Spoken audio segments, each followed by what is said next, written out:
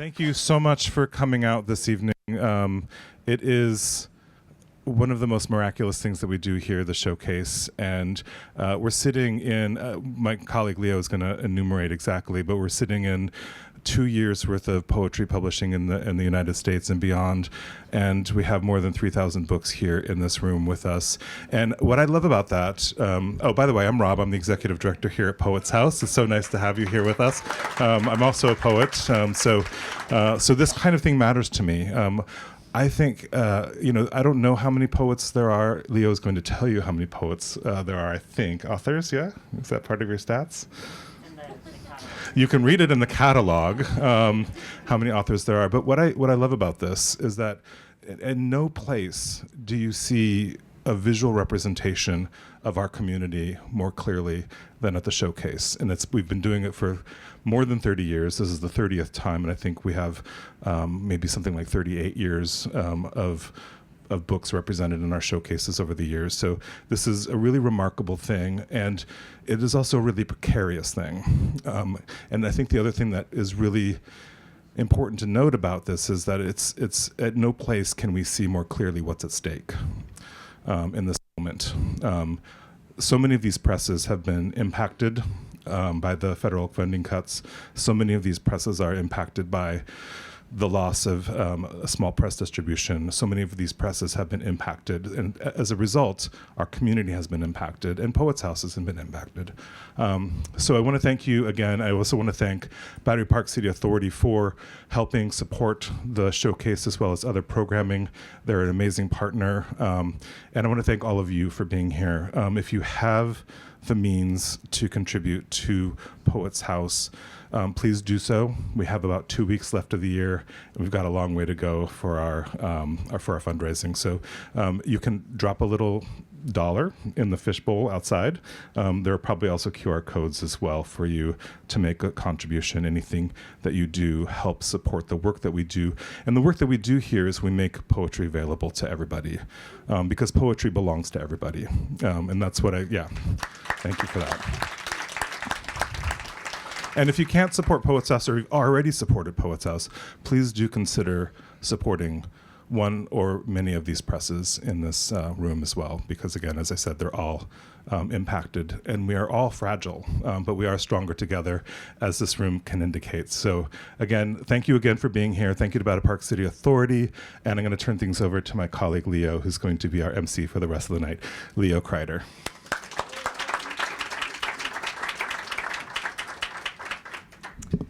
Thank you, Rob. Hi, welcome everyone.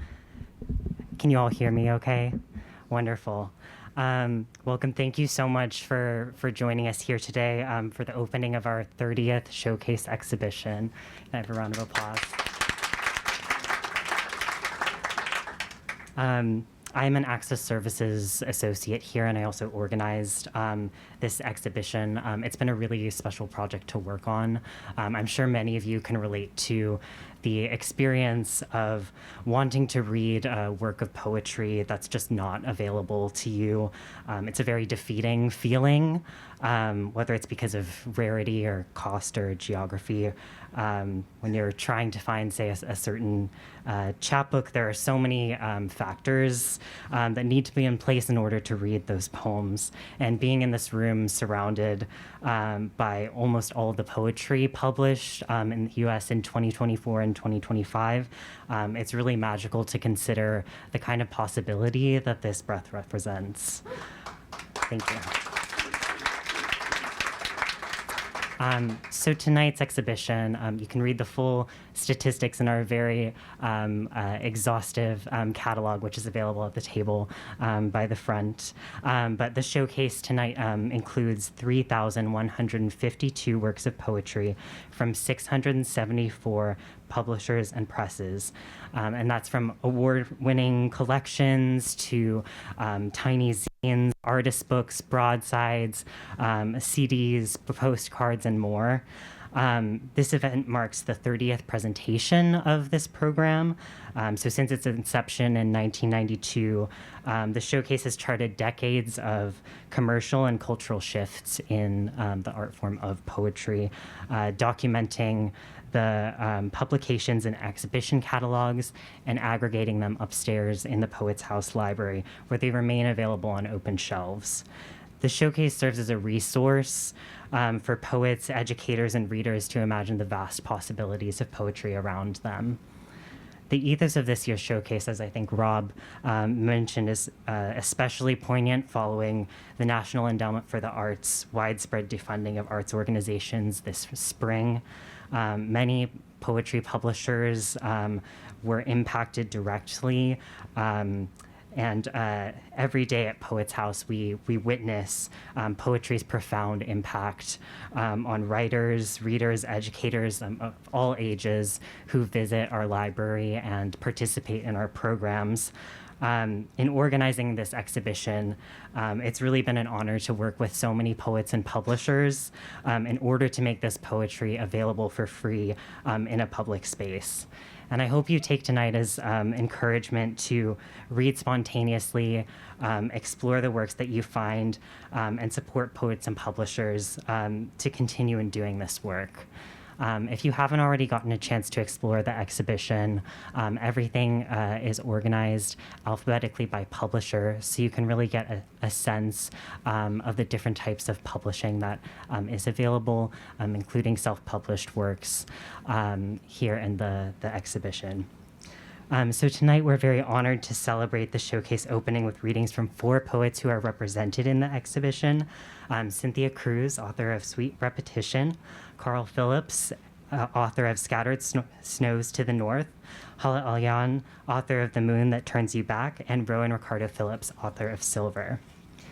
After the reading, please stick around for a reception and time to view the exhibition. If you work in the exhibition, we would love you to sign your books, and we'll be around to take photos of you with your books, should you like that. There are also QR codes around, as I mentioned, toward the front of the room where the exhibition catalog is available, and any of our staff will be happy to help you find books.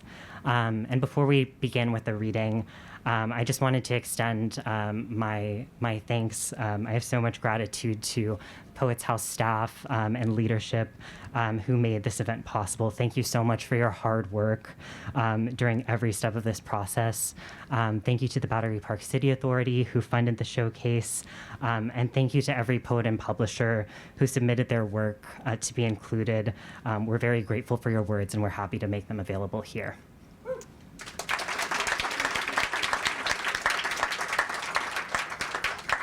So without anything further, I'll introduce our first reader for the evening, Cynthia Cruz.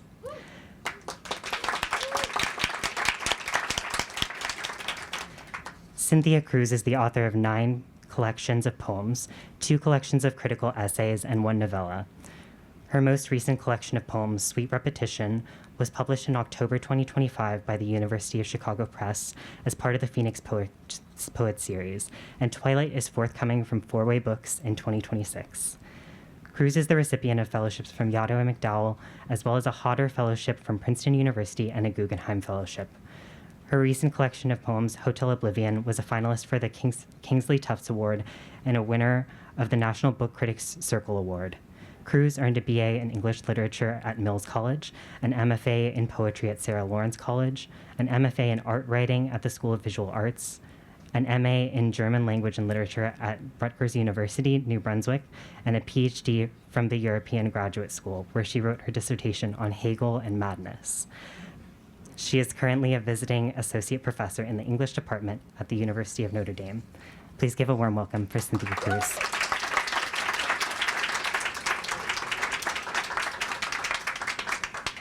Okay, can you all hear me? Yeah, thank you for that. That was really nice. I'm a little delirious. I've been traveling a lot, but it should be okay. I'm going to try not to talk so I don't say anything that I'll regret later. But thank you to the Poets House for including me and inviting me to share my work. And thank you to all of you for being here. I was going to read some new poems, but I decided at the last minute not to. So I'm going to just read from Sweet Repetition, which is what I'm invited to do. Maybe I should say something about the collection, or maybe not.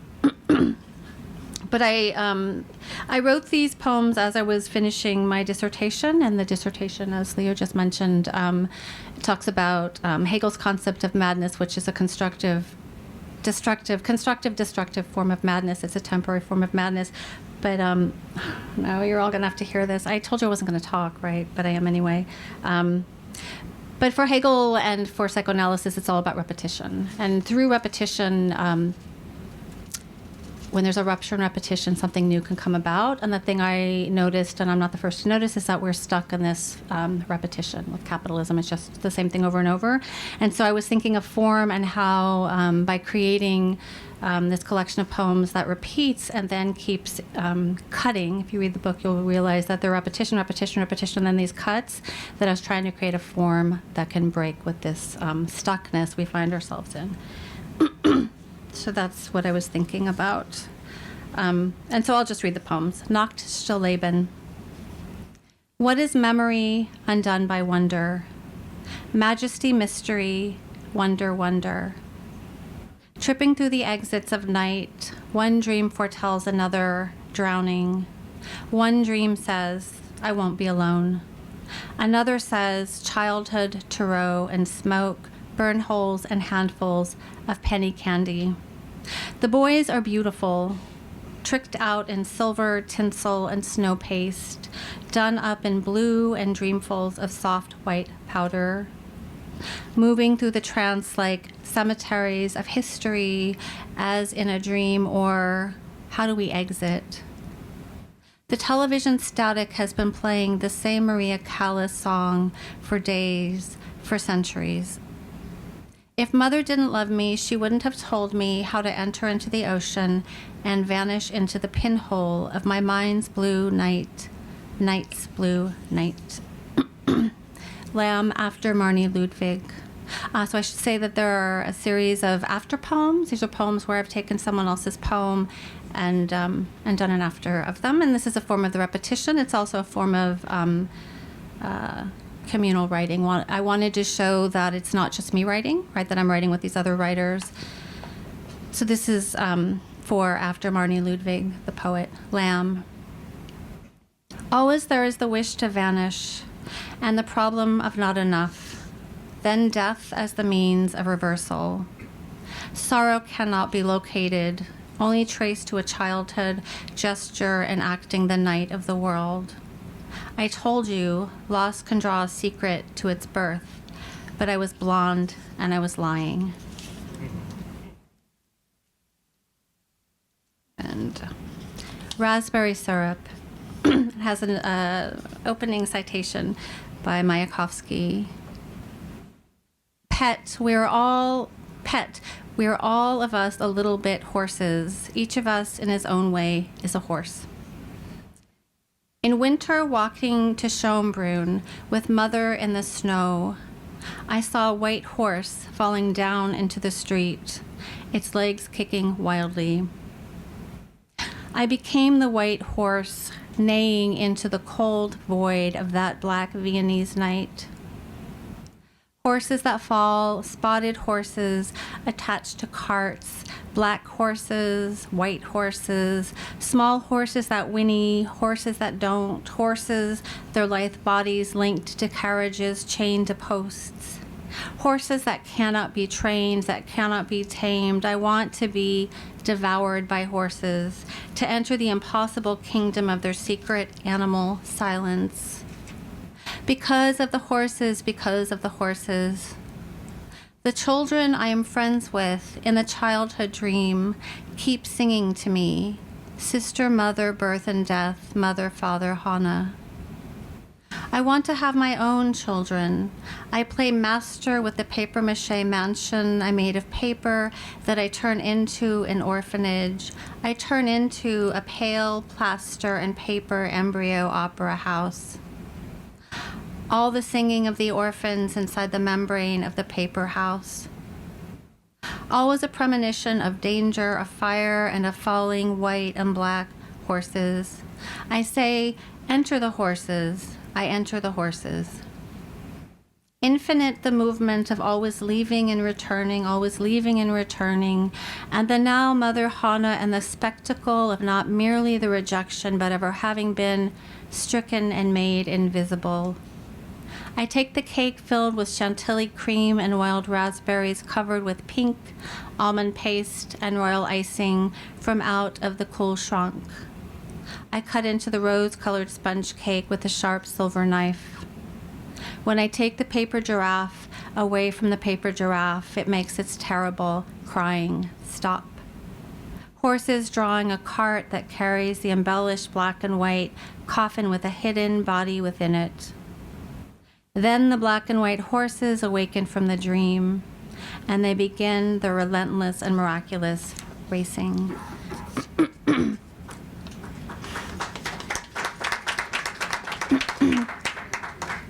Thank you. A horse striking its hoof on the ground at midnight. Now a child's glittering black horse swimming. When it stops, I stop breathing. I'm still waiting for the right words to begin speaking. Or is this what it means not to be human? I drank the small substance until I dropped into a shallow, sleepless dream. The soldiers were not unkind, their bodies concealed inside the shadows of history. History concealed within its own shadow. This moment is neither now nor in the future. It is both, but also something else entirely. Repetition repeats, but also secretes something within it, a substance, the end of all things, but also the beginning of something entirely without precedent. Play in which darkness falls. Fear of horses transforms into compulsion to look at horses. I have to look at horses, then I become frightened again. Mother tells me not to look at them. In the dream, I take the giraffe from the giraffe. It is taken away, weggenommen. I take the animal and I crumple it. What, father asks? I say, a gun for shooting. I say, a horse falling in the street. A horse falling in the street. It died. No, it didn't die. It runs through the dead city at night. In the dream, mother is gone, and I have no one to schmiegel with, no one to snuggle with, to double with. A horse from my dreams will walk in from the Viennese city street and enter the bedroom. I put my hand over the horse's O of its open mouth. Don't put your hand over the mouth of the horse's mouth. My little sister is a little giraffe, the papier-mâché giraffe. In the glacial night of her far-off dream, my sister says to me, there is no safety in removing oneself from the scene. Some water. Okay, I didn't go get the water so you'd all clap.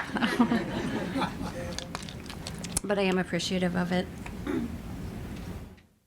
The horse poems are, for those of you who are Freud fans in the room, from the Hans case and his phobia of horses. Phobia of horses. So I think now, sorry to see where I was. In this light, the junk undergoes a transfiguration. It shines. In the interview recorded the night before his final death, he said he was almost nearly adjacent to being human. In the basement apartment, my mother tells me, on the long-distance telephone, my body is slowly filling with light. I don't believe I have ever told you that I never look at my own face in the mirror. The rain outside is starling. It is the color of the silver fur of the animal the woman wears in the story where she becomes the animal. Last night's dream is entering my body again, like the dream between the end and the beginning of history, which has yet to begin. The world still in its prehistoric silver dawn atmosphere. In the broken glass of the last atmosphere, someone finally calls out my name. I am finally becoming what I was meant to become, disintegrating what is left of the blonde girl I thought I was. In the clinic, Dennis is becoming thin from the leukemia. Hello, he says. Hello. The last time I saw him, his delicate and otherworldly black and white drawings of houses on fire taped with Scotch tape to the walls of his locked bedroom. Wandering the long, locked halls, a child locked inside the body of a man, locked inside the body of a beautiful and lonely child. Nacht Stillleben. Come with me if there is a world. Animal, mineral, sticky star formed of silver crystal globs in the form of stars.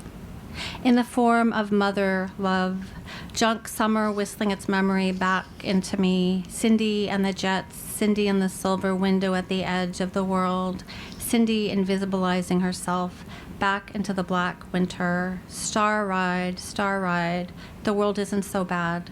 Come, let me hold your hand. You never have to be in this world, this alone again. So I have a bunch of after John Wiener's charity balls that you're all going to hear me read now. Charity balls after John Wiener's. I had an accident but lived in elegance on methamphetamines and small stacks of Black Beauty paperbacks, plastic plates of bread, and black cherry marmalade. Later, a career of killing time and wasting money. But I've always been extraordinarily gifted at being alone. At the age of 5, I thought I would never speak. It wasn't until I was 13 that I knew it was true. In blonde wig, old worn denim, and gold chain with plastic pink Saint Genet pendant, I enter the terminal infirmary of music and move the body as though engaged in infinite reenactments of the sacred, murmuring among my people in the ruins of the institutions of this city, awaiting dispersal of food stamps and low-cost medicine. But I always knew if I worked hard enough, I would never make it.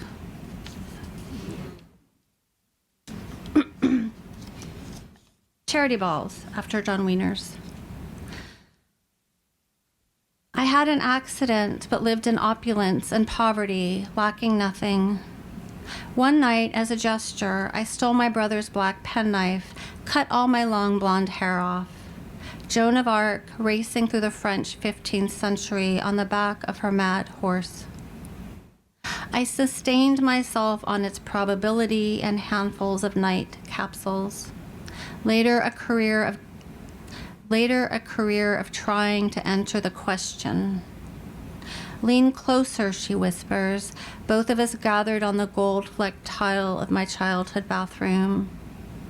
At the age of 5, I thought I had died. It wasn't until I turned 22 that I knew it was true.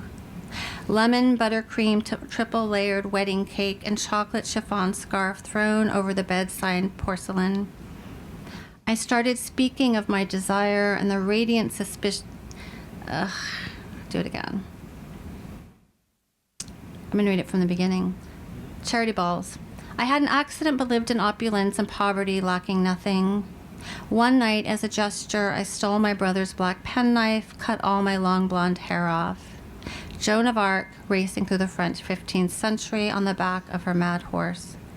I sustained myself on its probability and handfuls of night capsules. Later, a career of trying to enter the question. Lean closer, she whispers, both of us gathered on the gold-flecked tile of my childhood bathroom. At the age of 5, I thought I had died. It wasn't until I turned 22 that I knew it was true. Lemon, buttercream, triple-layered wedding cake, and chocolate chiffon scarf thrown over the bedside porcelain. I started speaking of my desire and the radiant suspension between being and becoming.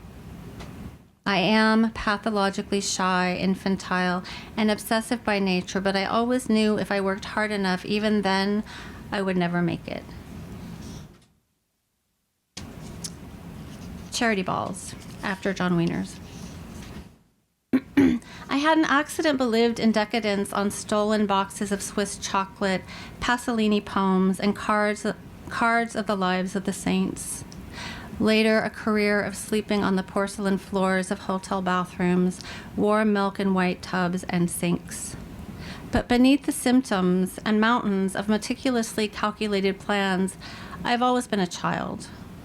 At the age of 29, I desired to become a writer. It was not until the age of 37 that I knew it would never come true. Lottery tickets and plastic bags of glass bottles, barefoot in a cream white evening gown and silver halo of paper cutout stars, I began speaking in a language I could no longer comprehend. I'm self-destructive by nature, my body submerged in the animal silence of shame. But I knew if I gave away everything I would never have, only then would I become human.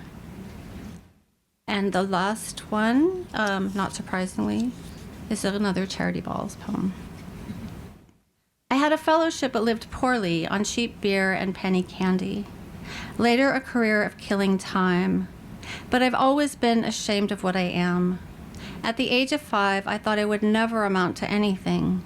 It was not until I turned 38 that I knew it would be true. Moving like a shadow through the rooms of this century, chalk blue carnations in my long blonde hair. I'm obsessive by nature, hysterical, infantile, and often a liar. But I always knew were I born again, even then, I would never survive. Thank you.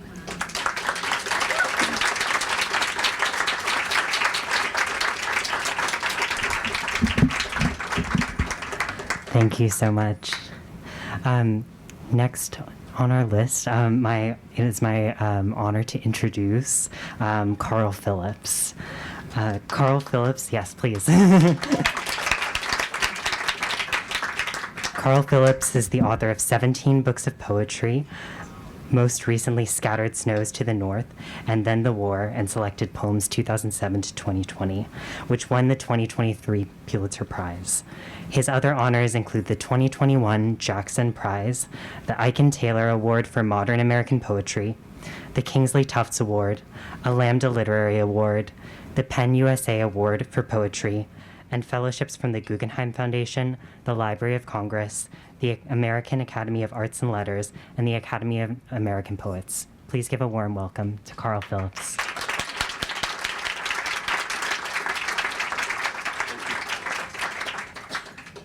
Thank you, Leo, for that introduction. Thank you, Cynthia, for that reading. It's an honor to be reading with you and with Hala and Rowan and with me. I was thinking, who's the fourth one? Okay, I'm just going to put a timer thing on. And is this fine, like this? All right. Okay. So, I'm going to read some poems from this book because, as Cynthia said, that's what they told us to do. So, this is called Regime. Oh. That's why I brought him. I was thinking, what is wrong? Okay. Regime. As I took off my clothes, I watched him taking his own off. The sound of rain was, for once, not the sound of wind shaking the rain steadily loose from a stand of river birch. It's hard to believe in them, the beautiful colors of extinction. But these are the colors. This poem is called Before All of This. The title comes from, in case you recognize it, comes from a song by Tom Petty.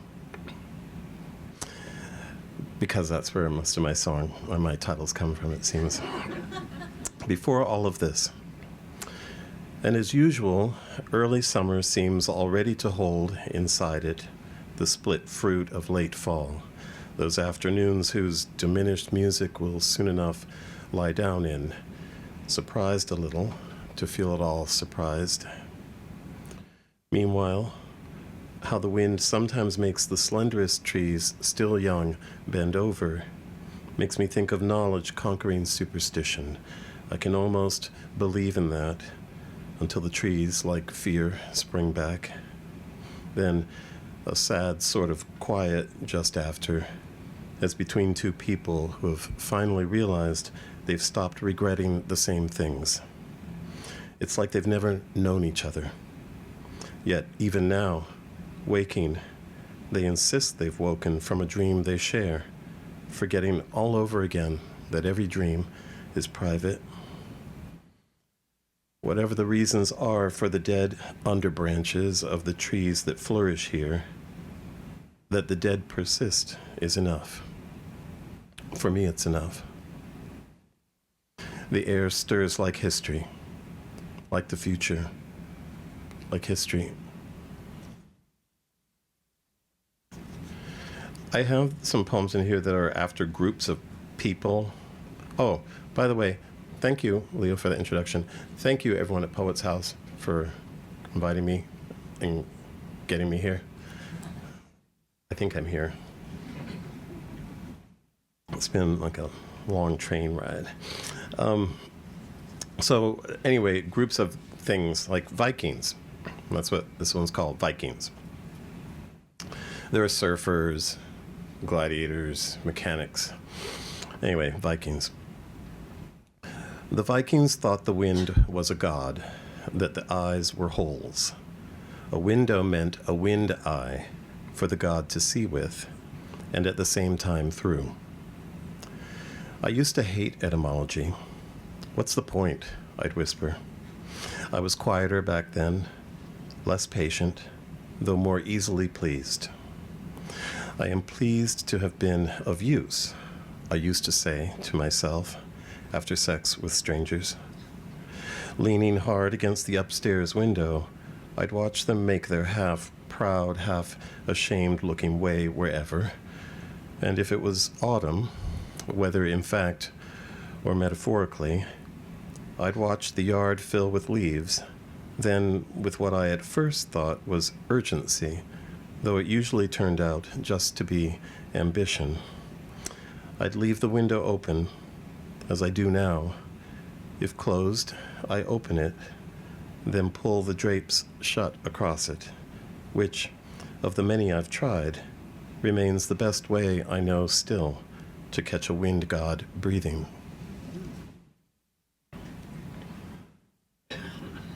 All right. This is a title poem, so it's called Scattered Snows to the North. Where does that title come from, Carl? A weather report. I heard it as I was driving. I thought, I could imagine a poem called that. Scattered Snows to the North. Does it matter that the Roman Empire was still early in its slow unwinding into never again? Then, as now, didn't people burst into tears in front of other people, or in private, for no reason that they were willing to give, or they weren't yet able to, or for just no reason? I've never stopped missing you, I used to practice saying, for when I'd need those lines, as I assumed I would, given what I knew then, nothing really, about things like love, trust, the betrayal of trust, and a willfulness that's only deepened inside me all these years, during which I can almost say I've missed no one, though it hurts to say it. Honestly, the Roman Empire, despite my once having studied it, barely makes any sense to me now, past the back and forthing of patrolled borders as the gauge and proof of hunger's addictive and erosive powers. But there were people, of course, too, most of them destined to be unremembered, who filled in their drawn lives anyway, because what else is there, to where the edges gave out. If it was night, they lit fires, presumably. Tears were tears.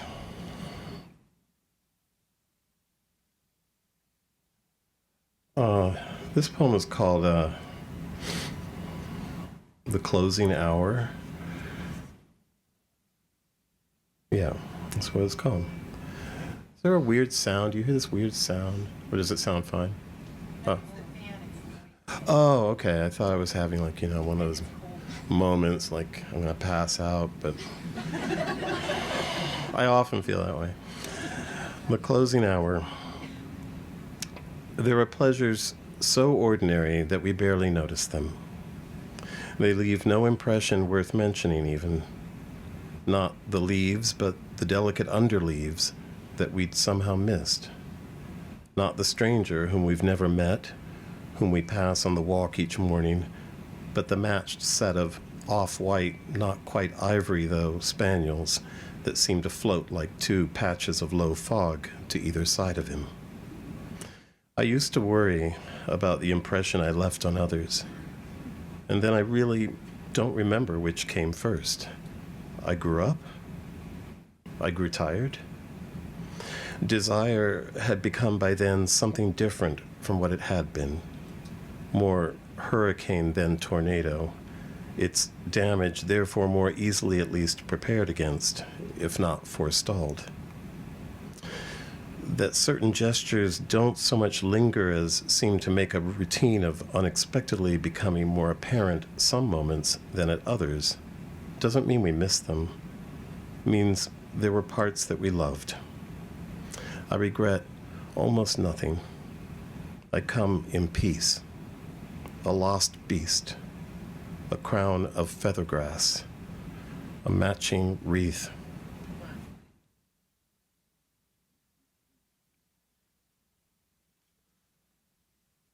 All right, so there was this TV show about Emily Dickinson that was kind of supernatural, where like death was a rapper, and she would time travel and things like that.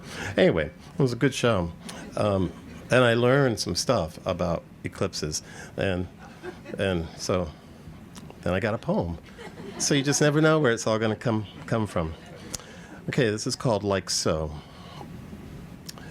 From attention to adoration is a smallish distance, and yet no arrow, no boat with sail can cross it, like the mind's insistence. We'd reached the marshes by then that all the dead must come to. I could see my face, tilted there, like a solar eclipse viewed indirectly, which is the proper way, in a basin of water. You must hold it steady. Keep the basin safe from the wind's reach, its competing powers of revelation and distortion. See, they used to watch eclipses in basins of water, which is pretty smart, actually. Apparently, you won't lose your sight that way, which is handy to know. This is called Thicket. And I don't really know why. I think I was desperate. So that's what it's called anyway, Thicket. Some memories stay, like fallen throwing stars left to lie there. Most disappear. Whatever distinguished them, rubbed smooth by dailiness, glass into sea glass from the seas tumbling. Like looking violence for once straight in the face and watching it turn, if not gentler, then differently violent, and telling yourself, that's not nothing at least, and calling it eros. But violence has no face. That's just words into pictures again. And eros? Please. You can make the stars spell out anything if you stare long and hard enough. What part of didn't you wish for this aren't you getting, for example? Or it's a quiet night. Quiet the way the animals here, east of touch, but slightly north still of penetration, live mostly quiet. Most disappear. So why not call it thicket, Like animals live in a thicket, I guess. They're animals. It's a thicket of words. I don't know. I feel like there's something smarter to say, but I can't find it. So this is called Fist and Palm. Fist, palm. There are plenty who'd hardly recognize me now. I used to be that cruel, by which I mean I was frightened mostly, and now I'm mostly not. Joy, if only flickeringly, each day astounds me. The man I used to be dismounts, relents for a bit, before digging his boots, streaked with longing, my own longing, what I can't help, hard into my sides again, into the man I've become. His way of reminding me we've only stopped for rest, a short rest, some water. We've years to go still. He has his job, I have mine. Speechlessness is not an option, he whispers into my ear. He spits on the words themselves after, as if to make them stay, or just to make sure I'm listening. But I'm always listening, as I always obey. Isn't this obedience, these songs I've built from things too difficult to speak of?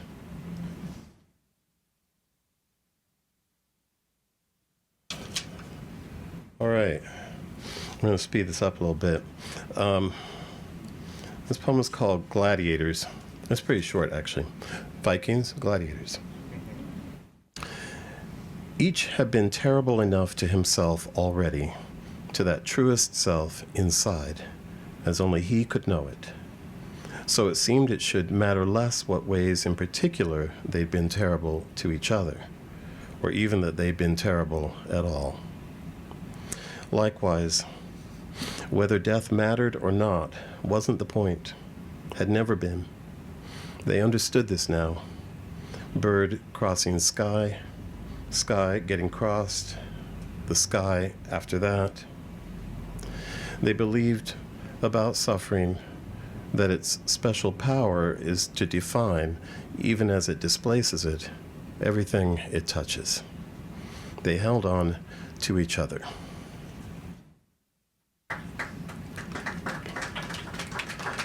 Thanks. And I'm going to speed on through. This is called Back Soon Driving. Where's that title from? A text I sent my partner while I was driving. Back Soon Driving. The way the present cuts into history, or how the future can look at first like the past sweeping through, there are blizzards and there are blizzards. Some contain us, some we carry within us until they die when we do.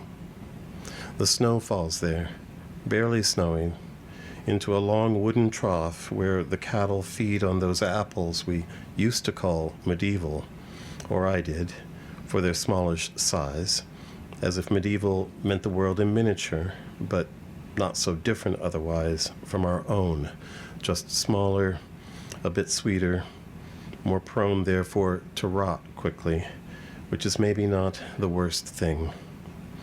Revelation is not disclosure. I love how the snow, taking itself now more seriously, makes the cattle look softer for a moment than their hard bodies are. I'm going to finish with this poem that finishes the book. It's called Rehearsal. There are various poems in here with these two people wandering haplessly across a landscape. And so here's the last one of them. Rehearsal. I thought I was going to turn into a narrative poet, and I was all excited. Then there were only 3 of these poems, so just a minimalist narrative poet. Rehearsal. By then, the point of the forest was the getting through it. Then it lay behind them, all but its sharper details, flies licking at dried blood, I think, on a random tree stump, getting swiftly lost. Its muffled bird song, too, that had come less, it seemed, from the trees than from beneath mostly, as if somewhere deep, deep inside the earth. Maybe meeting you has been the one good reason I lasted so long, In a world that must eventually not include me, I almost said to him. Past the forest, the shore, where the land ended, where briefly the waves hitting it seemed the latest example of how squandering momentum can become routine, while upon the waves, the taken-for-grantedness of shadow play seemed its own example, how one way to prove power can be to quietly assume it. Then, except for offshore, where the dark lay like, defiantly, a ship at anchor, everything was itself, as it always had been. They took off their shoes, their clothes. They swam out to the dark ship. Thanks.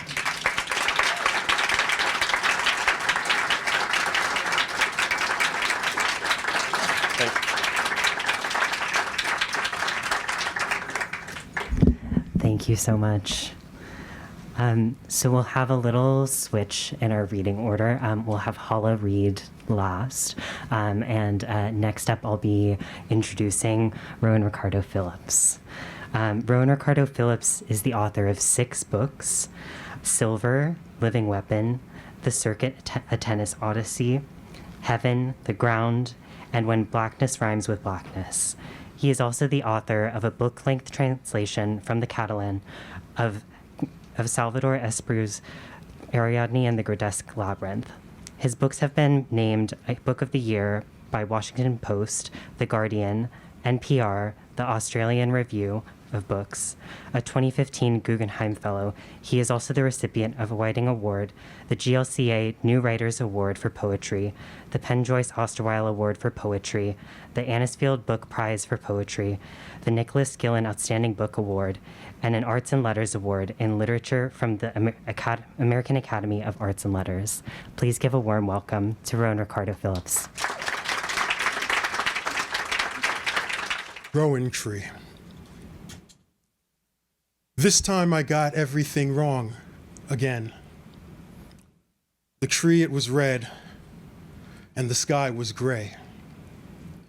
Tomorrow ran off with today. I'd swallow time just so I could get things right. I was present to myself, but went right past it. I called myself it and sat with it, sad with it, and yet couldn't find the lie in it. It suited me to a T. Without it, who would I be? I was so tired, but scared to say it. Knowing what tends to come after, I zipped it. I parabolaed between parables, playing Bach's Concerto in D minor, BWV 974, for the despair deep in it before it falls towards the solution of its final chord. That's when, in the great silver apogee of night, I stepped out into the warm air and stripped the rowan that had been growing there, bare, until it was barely there. Roots crowning its nadir, and everywhere crowing, beware, beware.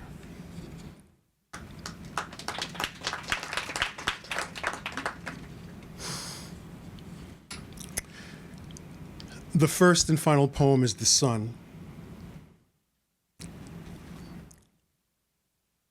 The first and final poem is The Sun, which means that poetry is a ritual that the sun organizes and arranges. But aside from the other is the singular essential thing, and is one thing among billions upon billions of things just like it, is known by a name which is not its true name, and so scours the earth in search of what it may have been in the beginning of things, and may still be in the end, when time, that invention of the mind, finally reveals not the meaning, but the meaningfulness of this mystery we call life. The first and final poem is The Sun.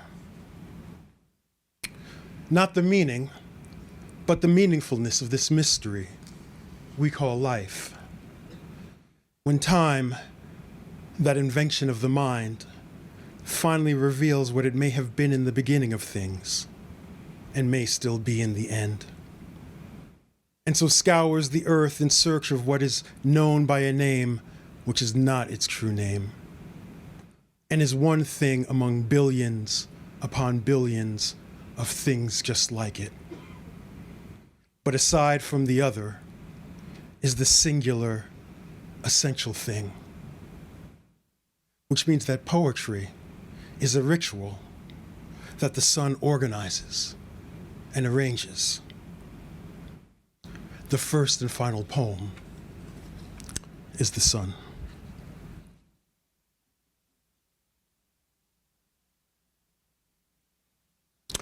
Key West for Billy Collins.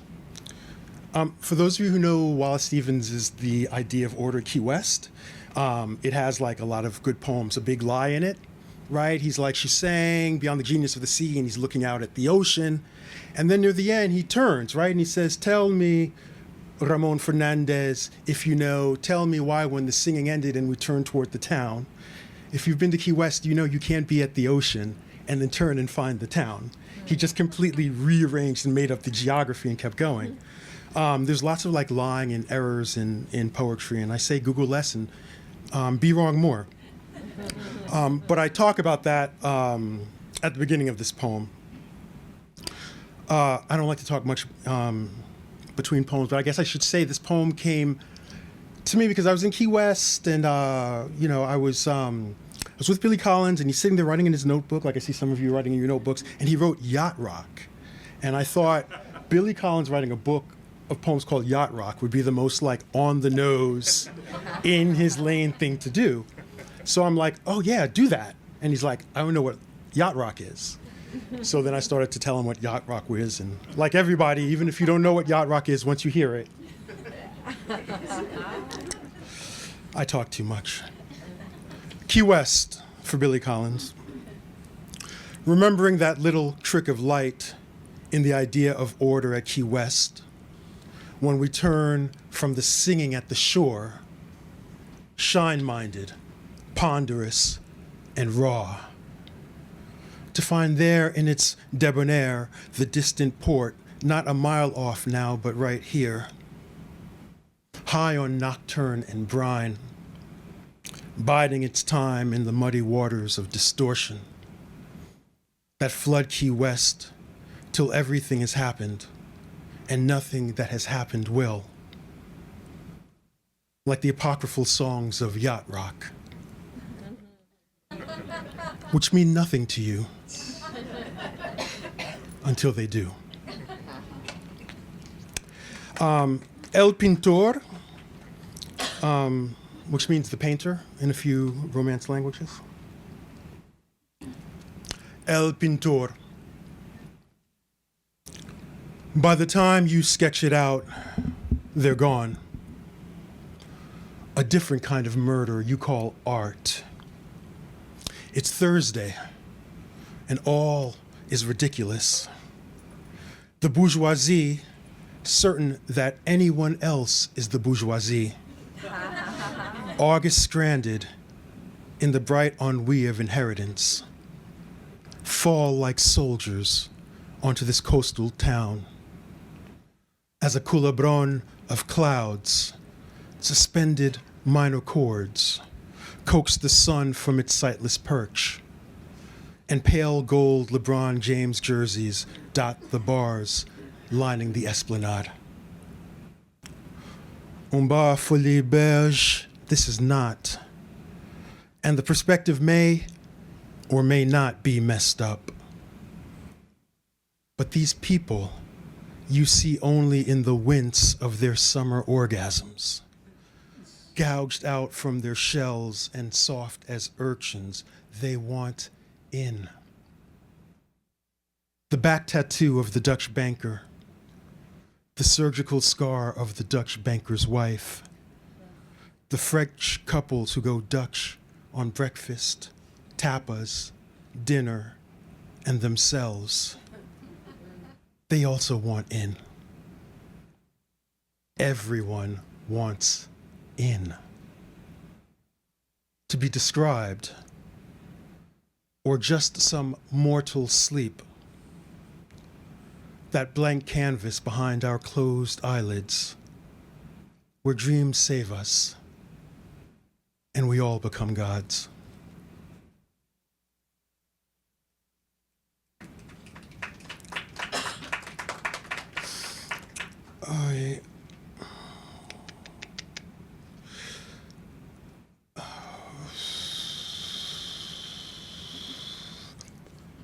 Prelude 1. My grandmother saw it coming and left. I'd already left. It came late and swift, like a tidal wave mistaken for a wave, came not as a note, but as an octave, black-keyed and mangled, searching the hospice only to find she'd left without notice. The soul clapped from her body, masked by death, death hiding death from death, and finding no sign of her in the high cheekbones or skin, strode off on a cough into the evening. 2. In the weeks between her death and being laid to rest, life became COVID-19. Both the living and the dead shared one air. Then the service came, and I was not there. I watched from the safe distance of an app as my mother and uncle, massed among the massed few in a pewless space, made peace with the orphans who'd come to take their place. Looking at them on screen was like looking out at the world through the bars of a cage. 3. And now, high on a slope near Van Cortlandt, the immortelles of perfect pitch sing Ina Harris to sleep. Her shade goes there to listen, bathed in the scent of ilex, palm, linden, kapok. It is Easter, and she is dressed in her lilac best and hat her daughter crossed bridge and Bronx and plague to bring to her. She is 2 steps ahead of this pentameter as it follows her through the flexed valley of the shadow of death. This elegy, which like all of them, is so useless and late. My grandmother saw it coming, and she left. Postlude.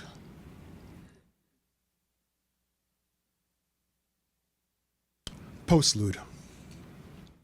Her hospital bed, her favorite red gown, the one embroidered with small purple and gold flowers trellising the unknown infection riddling every inch of her. Her hair brushed back but not braided today, the lunch tray remaindered to a corner. Plastic pudding cup, nectarine, jaded pillbox, all hollowed out, verbless, she sang, didn't sing, and sang as she cross-faded to an invisible dimension seen only on the back of her winced lids.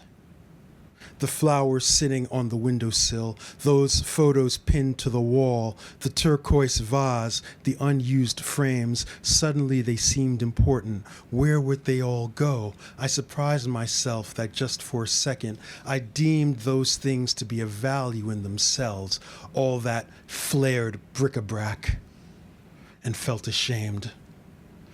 I held her hand in search of some resolve, but as her hand trembled, my hand trembled. I was bad at this. I wanted to prove that I wasn't. My mind reassembled and for a moment shut down. I joined her where Chadon sat at a makeshift table killing time with his dog in the foyer. playing dominoes by himself, waiting under the faint spectral light of a coy star. She was there only in the most craven sense of the word there. As when someone says, I'll be there soon, when they're still in New Haven. She squeezed my hand and whistled from the strain. I rubbed her hand with my free hand, then kissed it, and then kissed her warm forehead again. As I pried my hand from her grip and missed my last chance not to have done that. I looked at the time and saw I had a minute left. Then, after having done all the math, took a deep breath I can never take back. Far away was a better me who would chant she saw it coming, so she left.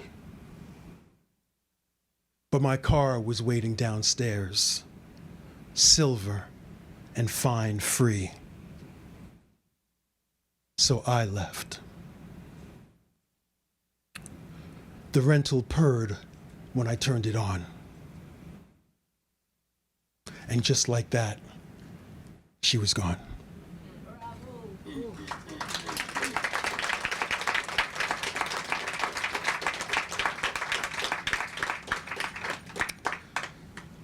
And I'll end with a poem called Atahualpa Yupanqui. It's actually the name of a great Argentine guitarist and folk singer. I really recommend him to you. He has really marvelous songs. He's really a communist. He sang about the people in the land. Great poems like El Poeta, Me está sobrando guitarra, Guitarra dímelo tú. And fragments of his songs are in this poem, which is in a kind of rhyme royale. There's a refrain in Spanish, Guitarra dímelo tú. It's just tell me, guitar. And his name was not Atahualpa Yupanqui. Those are two indigenous gods. He took the two names and made his own name. Young musicians would come and find him. He lived in Paris in the last end of his life, but also in Argentina. And they would call him Don Ata, Don being like sir, and Ata short for Atahualpa. Atahualpa Yupanqui. 1. Blue papa of the cosmic canticles that the moistened plums sing to throbbing stars. Stay a while. It's only morning. The larks are still asleep inside your old guitars. They dream the double dream of free harvests from a free land far, so far out of view. Can you see it? Guitarra, dímelo tú. 2. Once I rode my horse into the center of the city, and a great silence grew deep inside me, a burning ember dwindling down to cinder. But I knew this silence was not a yes or a no. And as I'm no poet, there are so few. Did I dream you? Guitarra, dímelo tú. 3. Come stitch the night back together again, Don Ata, double God, with your single string of bass. The one all the quiet pain comes easily to, or so it seems in the wide spectrum of your 6 silver strings. 5 for what's truthful, and 1 for what's true. And which am I? Guitarra, dímelo tú. Muchas gracias. Thank you very much.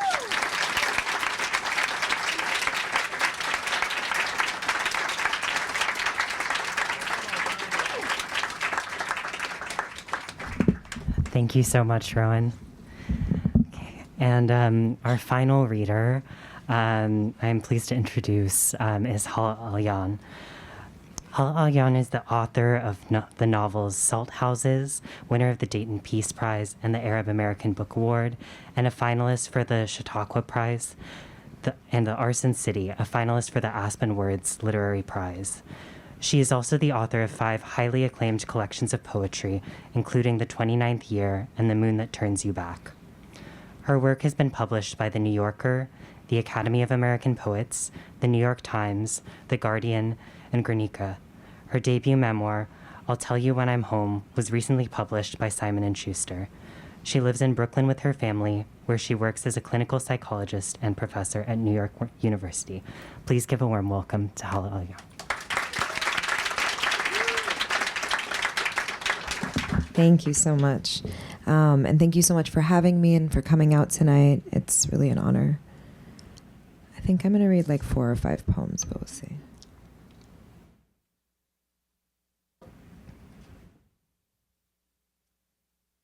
This is called Naturalized.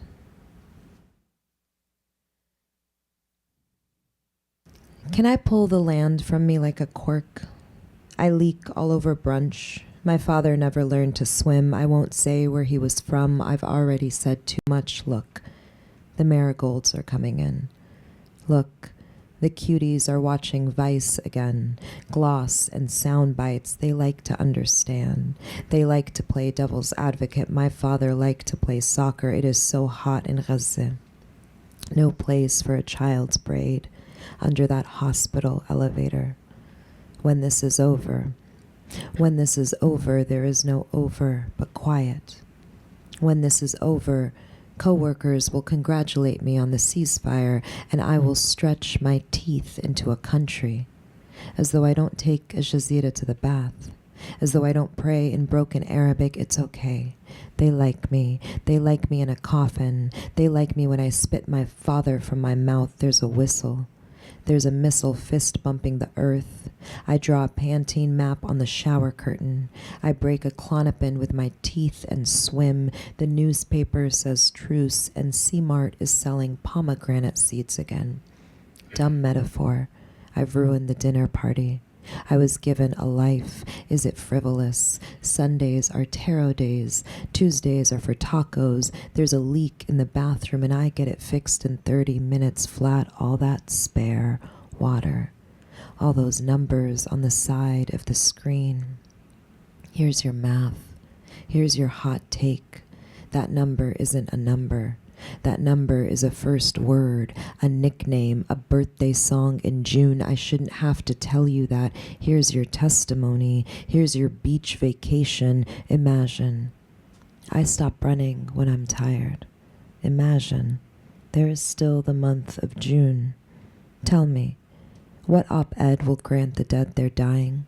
What editor? What red line? What pocket? What earth? What shake? What silence?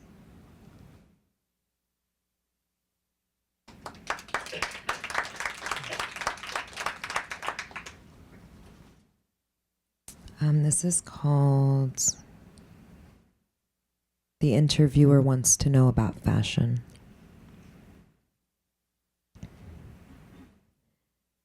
Think of all the calla lilies. Think of all the words that rhyme with calla. Isn't it a miracle that they come back? The flowers, the dead. I watch a woman bury her child. How?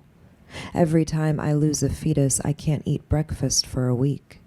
I watch a woman and the watching is a crime, so I return my eyes. The sea foams like a dog, but what's 5,000 miles between friends? If you listen close enough, you can hear the earth crack like a neck. Be lucky. Try to make it to the morning. Try to find your heart in the newsprint, please. I'd rather be alive than holy. I don't have time to write about the soul. There are bodies to count, and who is going to do the counting? The news anchor says, oopsie. The prime minister says, thanks. There's a man who wears his wedding tuxedo to sleep every single night in case he meets God, and there's a brick of light before each bombing. I dream I am a snake after all. I dream I do Jerusalem all over again, only this time I don't shake my hair down when the soldier tells me to. I don't thank them for my passport. Later, my grandfather said they couldn't have kept it. You know that, don't you? I don't know what they couldn't do. I only know that enormous light, only that roar of nothing as certain and incorrect as a sermon.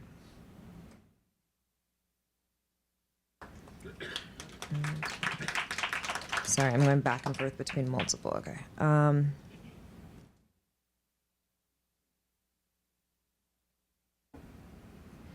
Okay. Werewolf. And the moon, but not the moon. Lorca. I name you after the hurricane. Enough rain to fill a river. Let's not talk about your eyes. Two birds darting into a sugar bush. I am also a temple. Near clay of apology. The held breath of a cliffside hairpin. Take my word for it. Take the first flight out of Albuquerque and you still won't make the sunset. How am I supposed to take melatonin like you didn't call me wife? You borrowed skin, you fainting couch, you left your life like a wind chime. You said, keep the hair long, but you also said Guatemala, and you said do not disturb mode and nice skull, and you said what free will, but you also said war, and you also said war, and you also said war, and every winter you said you were going to die, and instead you moved to Bushwick and burned a candle down to the wick. Your word, what bond? I've given up everything but tulips and single cams. I'm lying. The men fill my phone with shovels. You can build a newsreel out of them. The who, the what. It is my moon as much as yours, so show me a heart. Show me a casino buffet. Give me gold to test my teeth on. My body still makes room for you because this is what bodies do. Even the flowers trying to bring you what? Back. Sometimes I still see everything. That day on Metropolitan, you running out of the restaurant, no, the other one, my hair bolting like electricity, you saying miracle, you saying bitch, you saying keep the baby, keep the couch. Anyway, I'm as awake as I've ever been. When I asked you for an apology, you said you dreamt of Jupiter. You said what? You said when? You said my body had walked itself into the wall.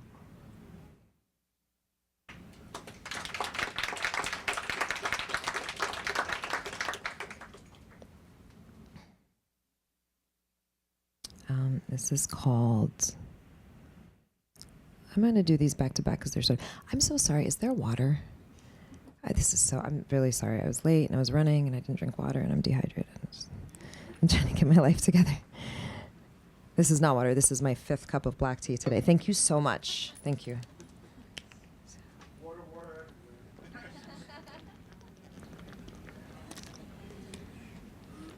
My cousin once said, she's like, you look like a seagull when you chug water. And now you all got to witness that. And it's recorded. And I thought of it too late. I was like 3 gulps in and I was like, this is not a good look. Okay. Okay. This is, I didn't even realize these two are kind of in conversation. They're written a couple of years apart, but this is Light Ghazal. I'm terrible at parties, secrets, and money. I want my stars sexy. Fast light that's prophetic, no nonsense about physics, refraction, past light. Even in Barcelona, I can't turn a bike. I let you change my mind. Free will and wet hair, and one night I let you pour white wine and I drink, it's a gaslight. Happy now? We're both like this, full of risk and nowhere to put it. We sidle up to strangers with dry cigarettes and ask, light? I want small churches and noisy continents. I want you. I want you better. I want you moved by what moves me. God, glass, light. You liked the line about men bored with beautiful women as though boredom's the prize, as though those peonies weren't a gaslight. It's okay. I play dumb. I count codes under my breath. I circle you like a devoted planet. I see the whiskey bottle. I forecast light. I'm a better gambler than wife. The house fills with music and you're singing. Dear enabler, dear truce, I know you see the moon's steadfast light. I know you remember Madrid, Istanbul, pine cones that trip to Iceland, how every midnight had a sun, how we clung to its last light. And this is Divorce Ghazal. This is how we find the past, bright, undone. Monthly, I dream of tornadoes, the sky undone, a bathtub of green water, the sirens like a creation myth. Maybe this is what I wanted all along, to lie undone. Why ask more from love than what it was? Because I'm a spider that won't give up on its corner, a magpie undone by pale palms, spellwork and surahs, the embryos, a trip to Marfa. I am best when humbled. Try ex-wife. Try undone, a blazer with nothing underneath, a needle nosing the daintiest vein. I give back the diamond I undone, I pocketed in his past like a snug ghost. Okay, smoke signal, okay, tough guy undone by a 3-chord progression. To love a knife is to love what it can do. The future trembles and tires undone.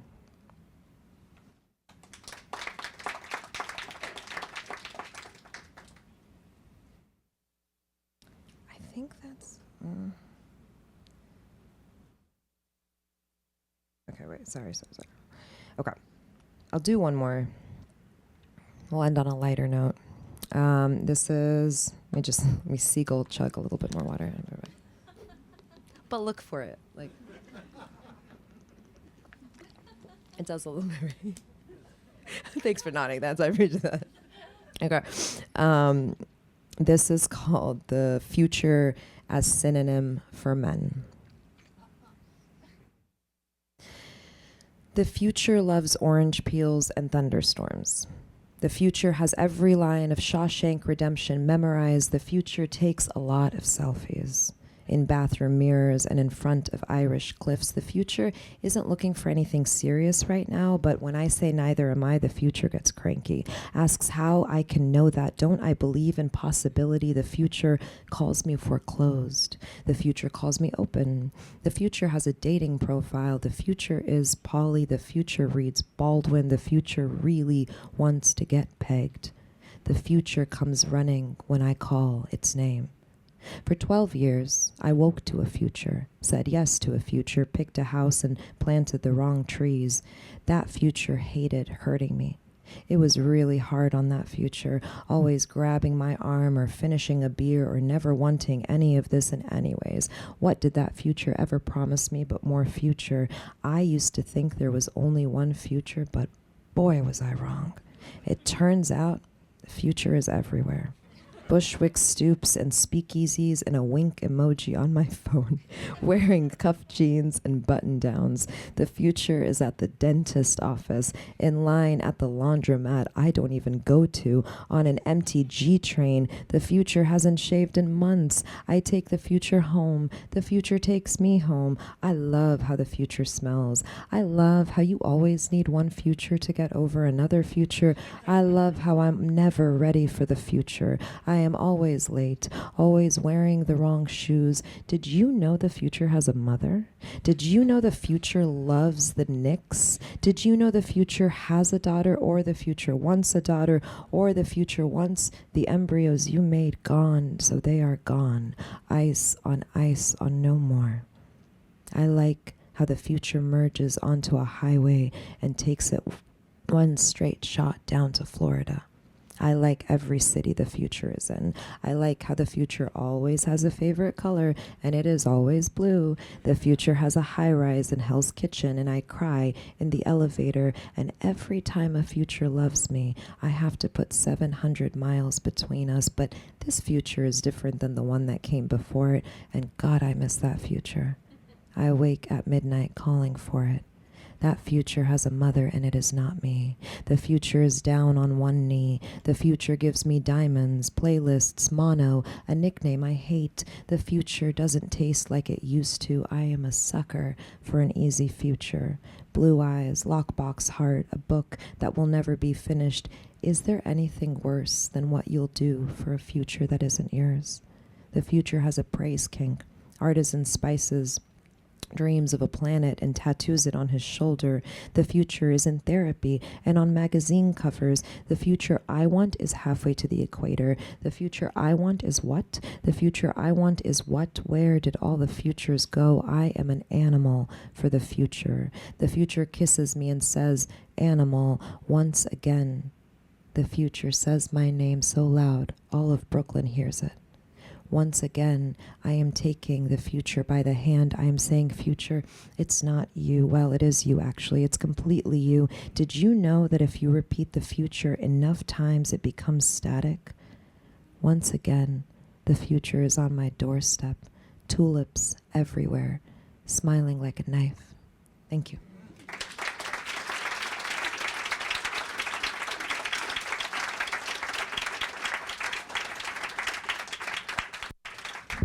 Wow. Thank you so much. Can we have another round of applause for our readers?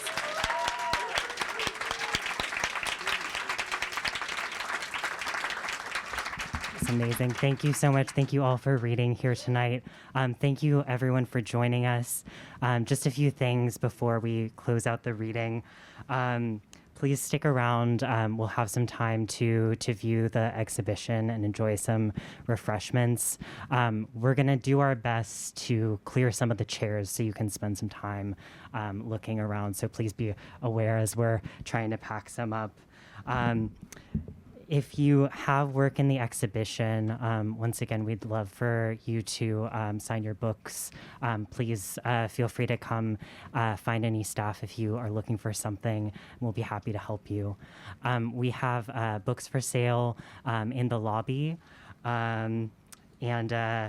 Yeah, we also have, I should also mention before we close, we're having a reading on February 28th to close out the showcase exhibition. There are QR codes around the room. So if you have work published in 2024 and 2025, there are opportunities to sign up to be a reader. We're basically doing the digital version of picking names out of a hat, but you're welcome to sign up with the QR codes around the room. And that's all I have for you. Thank you once again for coming, and have a wonderful night.